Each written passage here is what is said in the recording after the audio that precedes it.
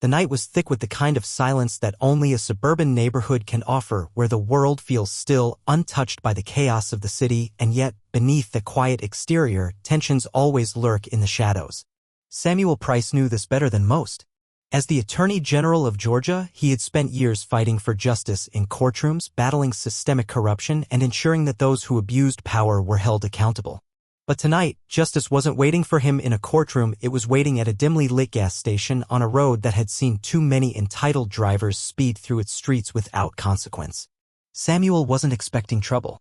It had been a long day, the kind where his suit felt heavier than usual and the weight of unfinished cases sat on his shoulders like an old friend.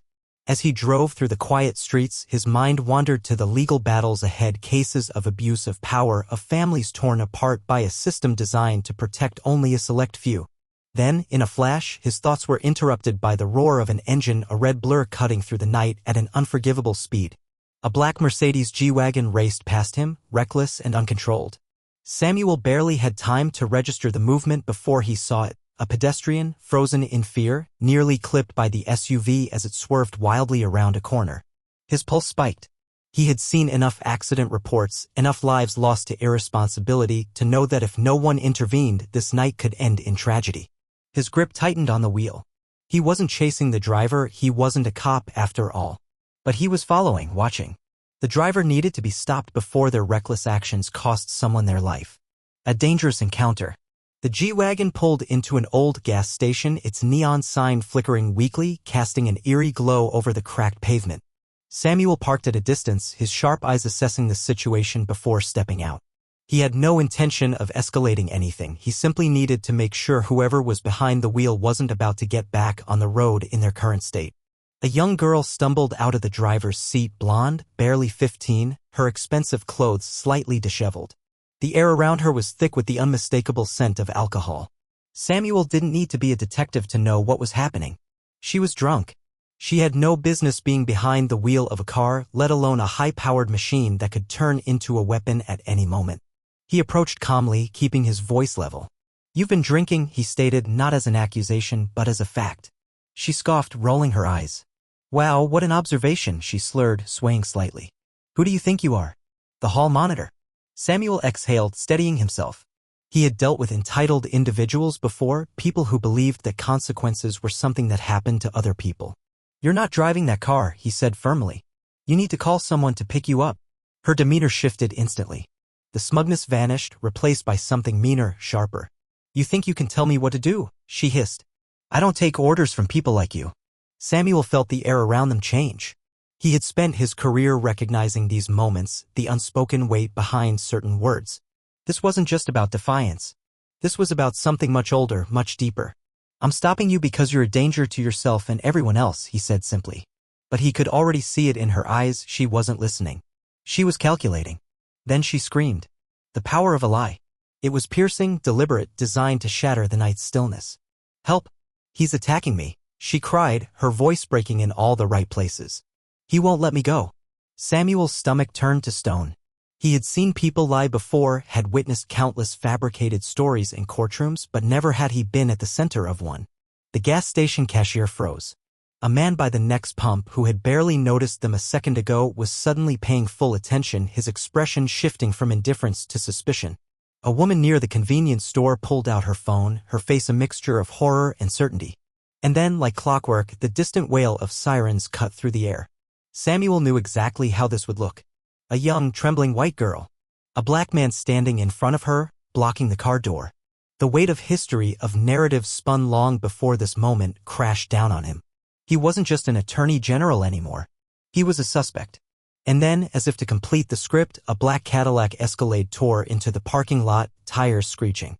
The doors flung open and out stepped a woman who carried authority like a weapon. Victoria Anderson, deputy sheriff, mother of the girl who had just screamed for help. She didn't ask questions. She didn't investigate. She didn't hesitate. Cuff him. A game of power. The metal was cold against his wrists, but Samuel didn't fight.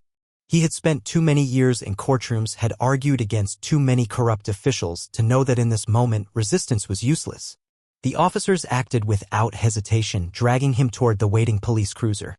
He locked eyes with Victoria, his expression unreadable. You haven't even asked what happened, he said. Victoria's lip curled. I don't need to. Her daughter let out another carefully placed sob.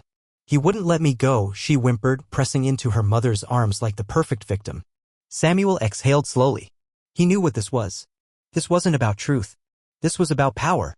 Victoria Anderson had already decided that her daughter was innocent, that Samuel was guilty, because to admit otherwise would mean admitting that the system she upheld so fiercely was flawed. But Victoria Anderson had just made the worst mistake of her career. Because Samuel Price wasn't just another black man in cuffs. He was the highest-ranking legal authority in the state. And he was about to turn the game against her. The unraveling, a battle of wits. The ride to the precinct was suffocatingly silent. Samuel Price sat in the back of the patrol car, his wrists bound in cold steel, his mind moving faster than the city lights streaking past the window. He had argued against corrupt politicians, had dismantled systemic cover-ups, and had fought for those who had no voice. And yet, tonight, he was experiencing firsthand the very injustice he had spent his career battling. By the time they pulled into the precinct parking lot, the wheels of power had already started turning. Inside, the air was thick with an unspoken tension. The officers at the front desk barely looked up as they processed him. It was routine, unquestioned. A black man brought in for harassing a young white girl. They had no idea who they had just arrested. Victoria Anderson strutted into the interrogation room, her badge gleaming under the dull fluorescent lights, her posture radiating a false sense of victory. She had won this battle, or so she thought. I expected more from you, she mused, circling the metal table where Samuel Saturday. You really thought you were above the law? Samuel remained still, his expression unreadable. He had seen this performance before, many times, in many courtrooms where those in power believed themselves untouchable. He let her words settle, let her bask in the illusion of control. Then, with calculated precision, he lifted his cuffed hands and reached into his inner suit pocket. Victoria stiffened, her hand instinctively moving toward her baton. Relax, Samuel said, his voice calm, measured. Just my ID. An officer stepped forward, hesitating, then pulled out a gold-plated badge. The emblem caught the light, reflecting a truth that shattered the illusion Victoria had woven. Attorney General of Georgia. The room shifted. The officer holding the badge swallowed hard. The power dynamic that Victoria had so confidently wielded was slipping through her fingers, and she knew it. The realization flickered across her face, subtle but unmistakable. Samuel leaned forward slightly. Now he said, his voice quiet but commanding, let's try this again. The silence that followed was deafening. Victoria's hands curled into fists, her carefully curated facade beginning to crack. The weight of what she had just done was sinking in. If she had been dealing with anyone else, her daughter's false accusations would have been enough to bury them under a mountain of legal trouble. But this wasn't anyone else. This was Samuel Price. I want the security footage from the gas station, Samuel continued, his voice impossibly calm. And the dashcam footage from my car. Immediately. Victoria's jaw tightened. That won't be necessary, she bit out. Oh, but it is, Samuel countered smoothly. Because this isn't just an arrest gone wrong. This is now an internal affairs investigation. For the first time that night, Victoria Anderson looked afraid. Samuel leaned back in his chair, letting the silence stretch, letting her feel the weight of her miscalculation. Then, with a final, deliberate pause, he added, I want your badge and your gun on my desk by morning. Victoria's nostrils flared, her face a mask of barely contained rage. That's not going to happen. Samuel stood, adjusting his suit jacket with meticulous ease. Oh, it will, he assured her. Because if it doesn't, I will make sure the entire country knows exactly what happened tonight. She had no leverage, no control, no way out. For the first time in her career, Victoria Anderson had lost. The fallout when power crumbles. The moment Victoria Anderson realized she had lost control, the weight of her decisions settled onto her like a vice. She had built a career on authority, on the certainty that her badge and name were shields against consequence. But tonight, those shields had shattered. Samuel Price didn't need to yell, didn't need to threaten.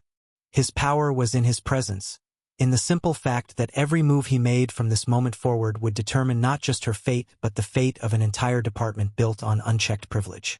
The silence stretched between them, heavy with the unspoken realization that Victoria was no longer the one in control.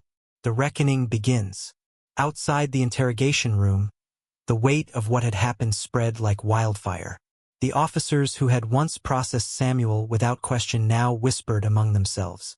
The security footage had already been pulled, and every frame painted the same picture.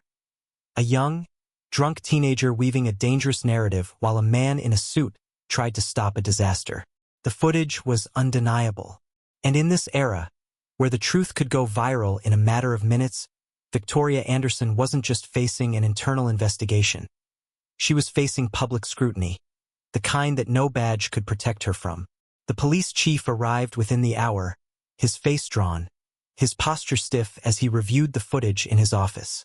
He didn't call for Victoria immediately. No, he let her sit in that room with Samuel, let her stew in the weight of her own undoing. Then the door opened, and the final chapter of her career began. The fall of Victoria Anderson. "You overstepped," the police chief said, his voice devoid of sympathy. He tossed a printed copy of the security report onto the table between them. "And now you're going to answer for it." Victoria's face remained stony, but Samuel could see it. The slight tremor in her fingers, the tightening of her jaw. She was calculating, trying to find a way out. But there wasn't one. Samuel stood, adjusting his jacket with the same calm precision that had unnerved her from the start. "I assume this means my charges are dropped?" The chief barely glanced at him. "They never should have existed in the first place." Victoria inhaled sharply, her control slipping. "You're really going to throw away my career over?" The chief's gaze snapped to her, sharp enough to cut. "Over what? A blatant abuse of power? A false report that could have destroyed a man's life?" He shook his head. "You're done, Victoria." She swallowed hard. "This is a mistake." "No," Samuel said, stepping forward. "The mistake was thinking your name made you untouchable." And with that, he walked out. The aftermath, justice at last. The following morning, headlines blazed across every major news outlet. Sheriff's daughter falsely accuses Attorney General. Mother attempts cover-up. The footage spread like wildfire, sparking a conversation far larger than one corrupt officer. It became a story about power, about who the law truly served, and about the necessity of accountability in places where justice had long been a privilege rather than a right. Victoria Anderson resigned before the department could formally dismiss her. Her daughter, Lily, was charged with reckless endangerment, underage drinking, and filing a false police report. The weight of the law she had so carelessly tried to manipulate now rested firmly on her own shoulders. And Samuel Price? He didn't need revenge. He had something far greater: vindication. As he stood in front of the press that evening, cameras flashing, reporters shouting over one another, he simply lifted his badge and let the truth speak for itself. Justice had not been silenced. And as long as he drew breath, it never would be. This story isn't just about Samuel Price. It's about every person who has ever been falsely accused, every individual who has faced injustice simply because of who they are. The fight for justice doesn't end with one victory. It's a continuous battle. If this story resonated with you, if you believe in standing up for what's right, make sure to like this video, share it with others, and subscribe for more powerful stories that challenge the system and inspire change. Let's ensure that justice is never silenced. Justice isn't given, it's taken. Let's take it together.